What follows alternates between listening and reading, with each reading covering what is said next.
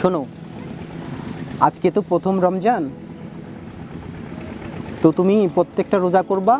আর রোজাদারকে আল্লাহ বলেছেন যে যে রমজান মাসে রোজা রাখবে, আল্লাহ বলেছেন আমি নিজ হাতে তাকে পুরস্কার দিব। তা আল্লাহ পাকের পুরস্কার কিন্তু অনেক বড় হয়ে যায়, জানো। তো এই কারণে রোজা ভাঙবা না, কেমন? তুমি থাকো, আমি তোমার জন্য ভালো ভালো ইফতারি নিয়ে আসবো, কেমন?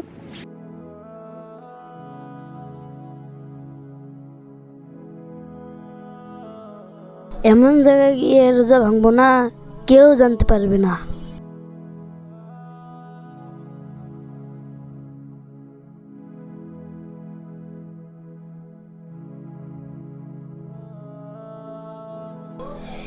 এই তো একটা নির্জন জায়গা, আমি এখানে যে পানি খাই কেউ তো দেখবে না। এখানে তো কেউ নেই, আমি এখানে পানি খাবো, সবাই ভাববে আমি রোজাদার।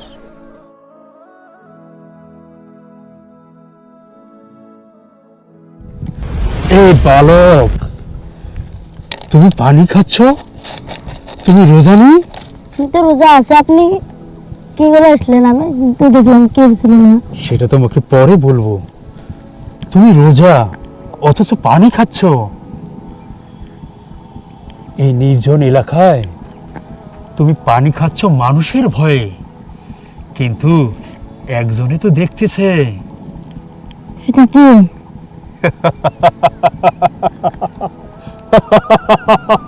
সেটা কে বালক, তুমি জানো না? তিনি হলেন মহান আল্লাহ তাআলা।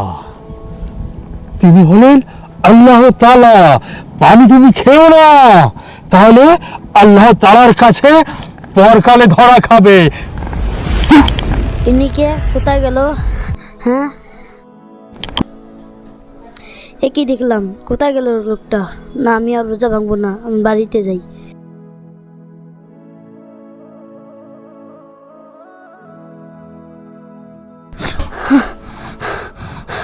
ভাইয়া, ভাইয়া, কি হয়েছে রে?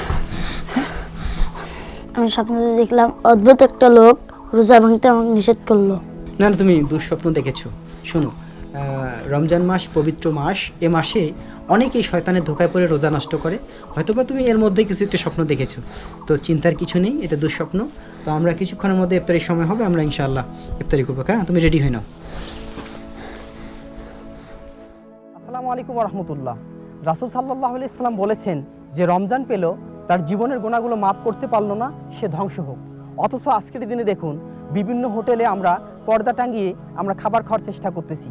আমাদের কি একটুও ভয় নেই যে রাসূল সাল্লাল্লাহু আলাইহি সাল্লাম আমাদের জন্য কিভাবে একটি ধমক স্বরূপ তিনি কথা বলেছেন, সে ধ্বংস হোক, যে রমজান পেল তার জীবনের গুনাহগুলো মাফ করতে পারলো না।